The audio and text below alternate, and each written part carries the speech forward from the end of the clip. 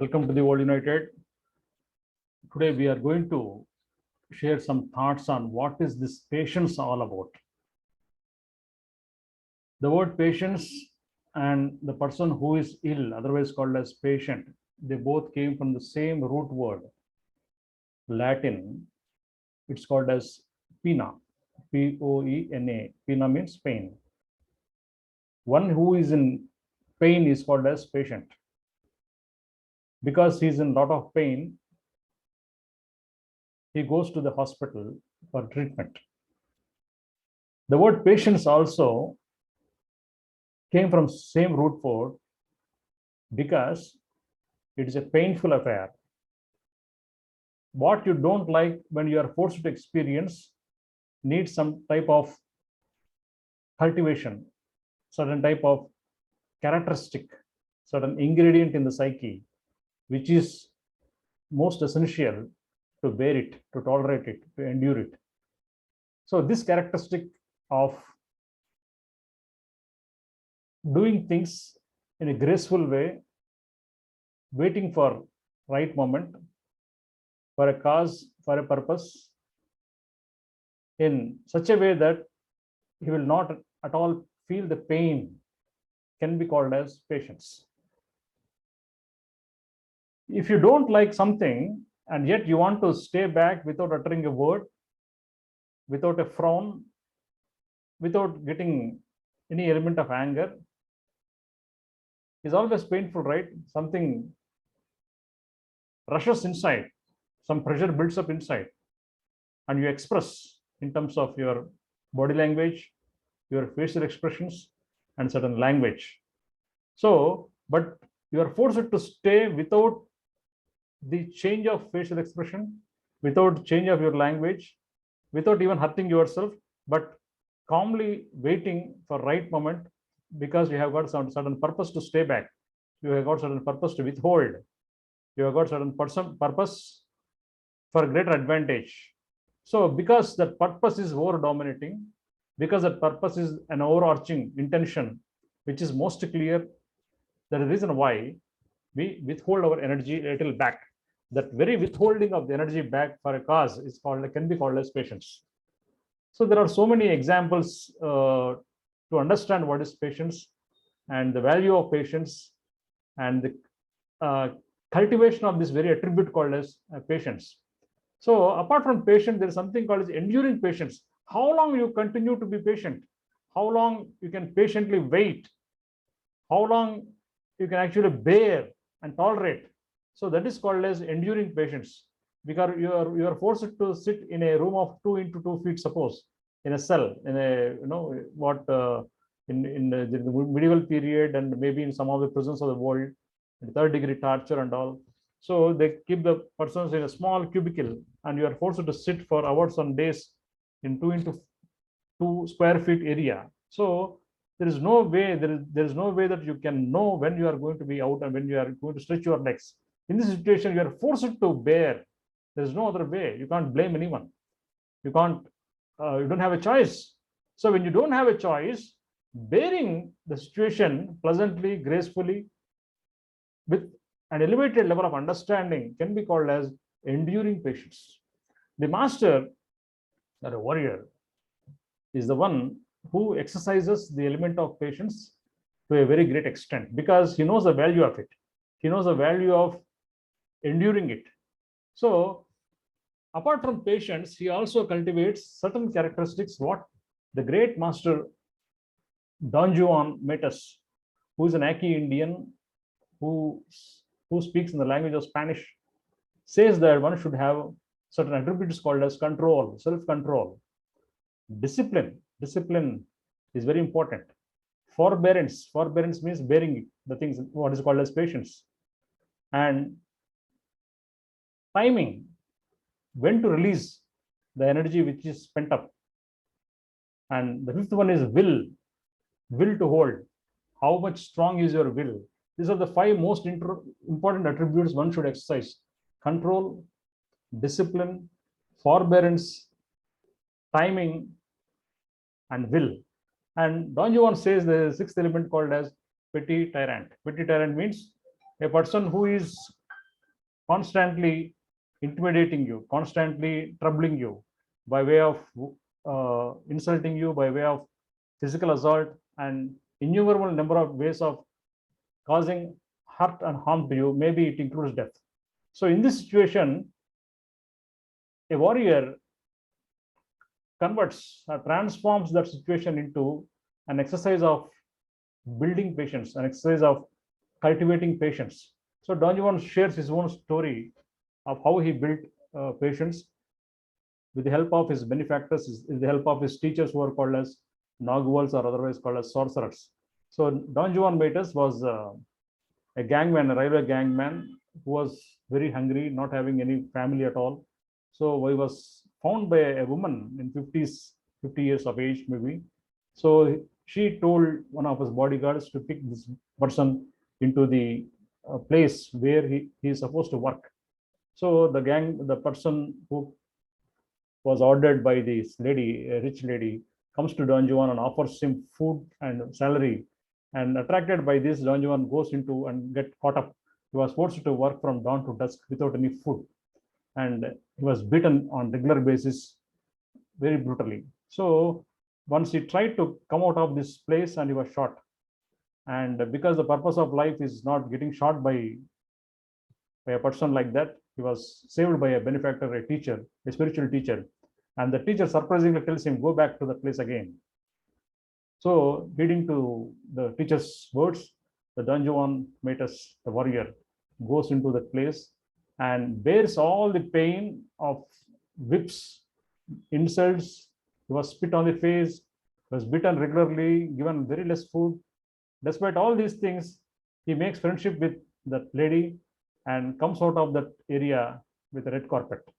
So that is the story of Don Juan Matus, who goes to that place only to exercise and cultivate and build the characteristic called as patience, enduring patience, because patience is one of the greatest elements a master or warrior must cultivate. So he who is on the path of the inner journey, he who is on the path of evolving one's own consciousness, need to observe the value of enduring patience. If you see the Hindu or Indian scriptures where Krishna was the hero of Mahabharata, Krishna was insulted continuously by a demonic king called Shishupala, who insults for more than 100 times. So Shishupala's mother was promised by Sri Krishna that when he crosses 100th time, I am going to kill him, but I will wait for 100 times. So actually why he didn't kill is maybe there is a big story behind, he was cursed and all, he was supposed to bear all these insults. Okay, whatever story that may it is. So the main point here is that Krishna wanted to exercise his own patience by way of converting the presence of Shishupala into cultivation of his own characteristic called as patience. So like that, spiritual masters have taken up the situations which are given into something more self-transforming. Even if you take the case of Socrates, Socrates' wife was called as Xanthape. In English language, there was no proper word given to nagging wife. So if a woman is continuously torturing her husband, she is simply called as nagging wife. But over a period of time, the name Xanthape was taken as a synonym for nagging wife. Xanthape, if you call someone as Xanthape, that means she's the nagging wife.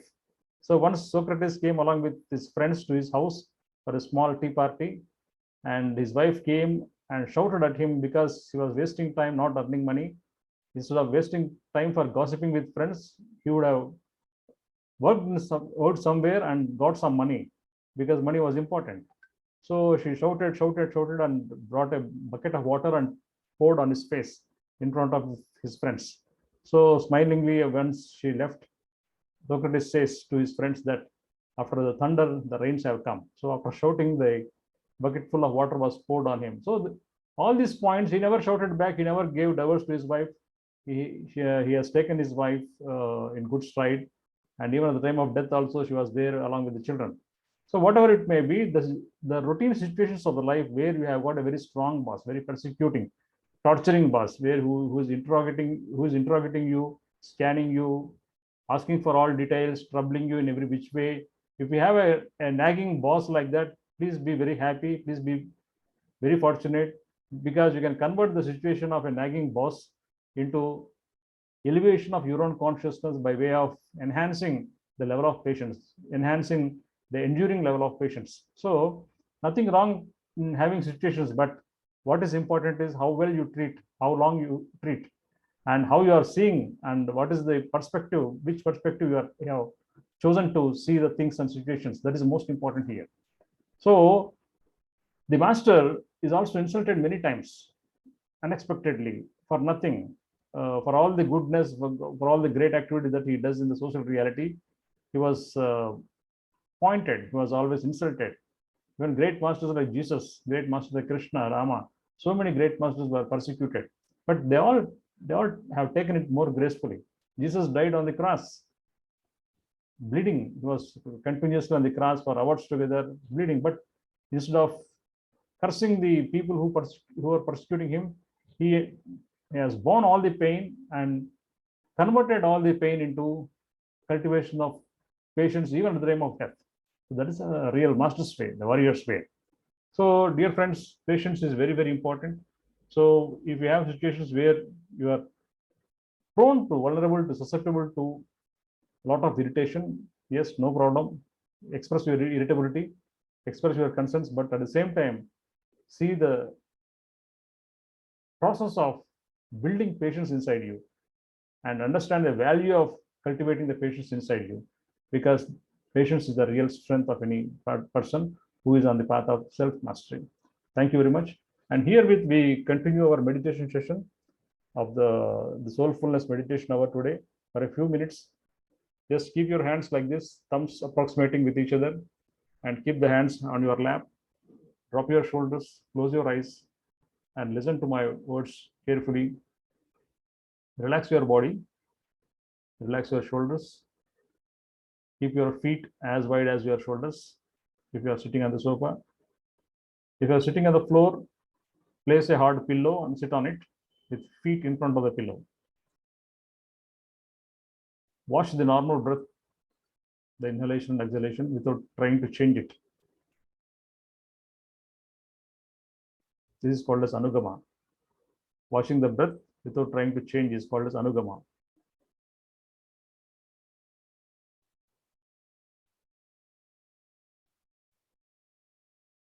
When you inhale, see that abdomen protrudes, abdomen rises. And when you exhale, the abdomen recedes, it goes back.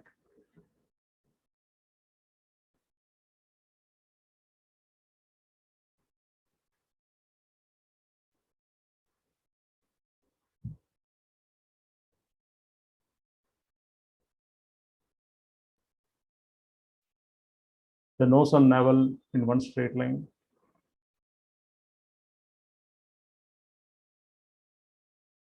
Exhalation is more important than inhalation.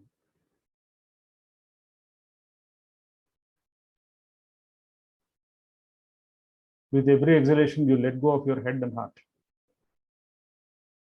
You let go of all the thoughts and its patterns, and you let go of all the feelings and its baggages.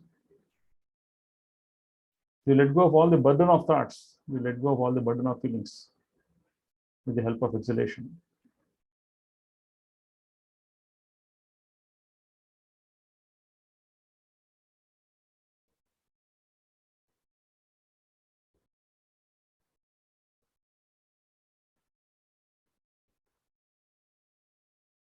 Second half of exhalation is even more vital, because you are sinking directly into the center of your being, otherwise called as the Hiranyagarbha.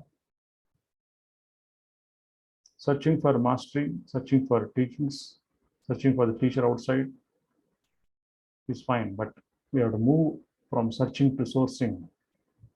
Getting sourced is very important. Reaching the source is very important.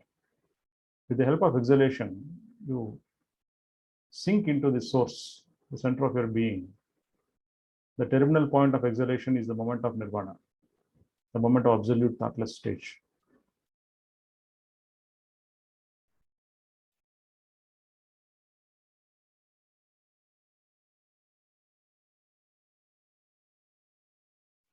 With every inhalation, the abdomen rises. With every exhalation, abdomen goes within.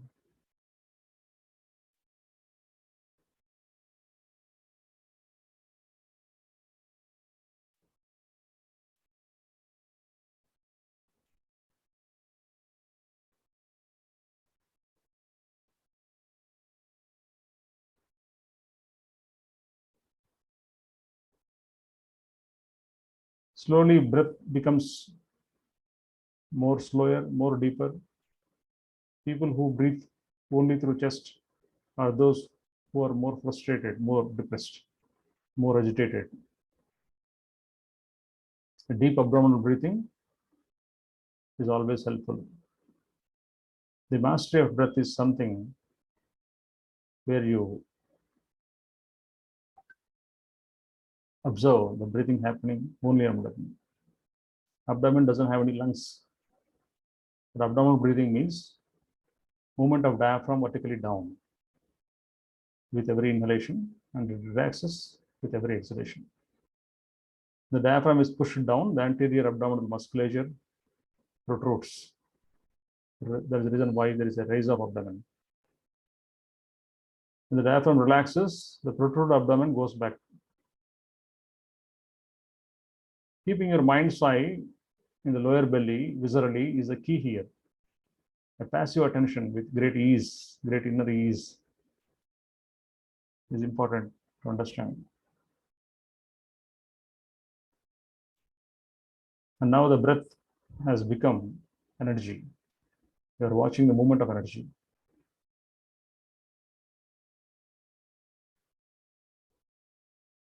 The upward and downward movements of energy. This step is called as upalakshana.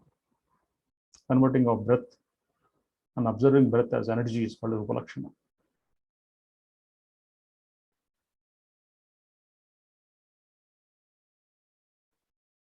Be passively attentive on the movements of abdomen.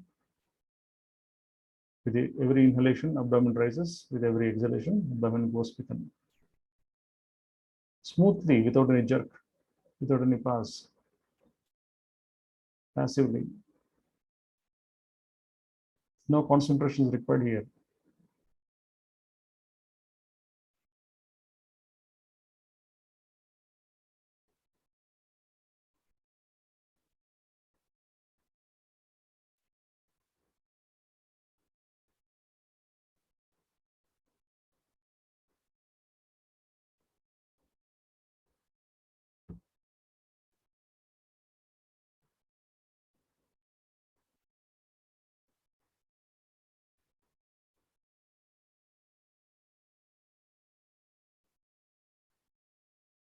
Slowly, the energy is perceived as consciousness. Initially, breath is observed without interrupting it.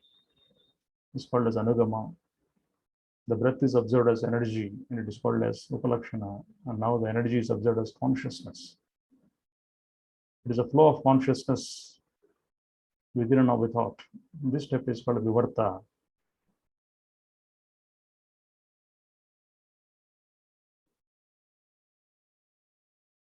We are inhaling the consciousness, exhaling the consciousness. We have become consciousness, nothing but consciousness.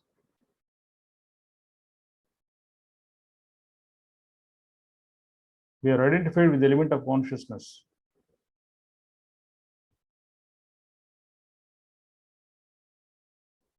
And this consciousness finds its center, that is the hara hiranyagarbha, 2 inches below the navel, 2 inches inside. This step is called as kushala mula. Yes, we have found the root, we have found the center of your consciousness, otherwise called as the hara hiranyagarbha. Staying in this center forever 24/7 is the ultimate level of mastery for anyone.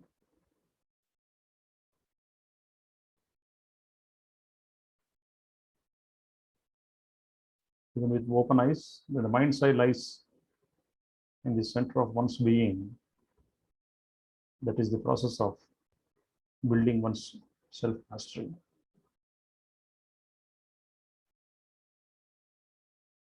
Keep your body relaxed. Drop your shoulders. Watch the in breath and out breath as the flow of consciousness going within and without.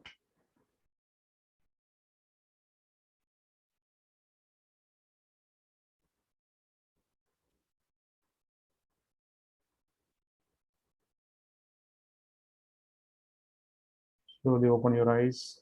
Keep your mind's eye on the Hara, Hiranyagarbha.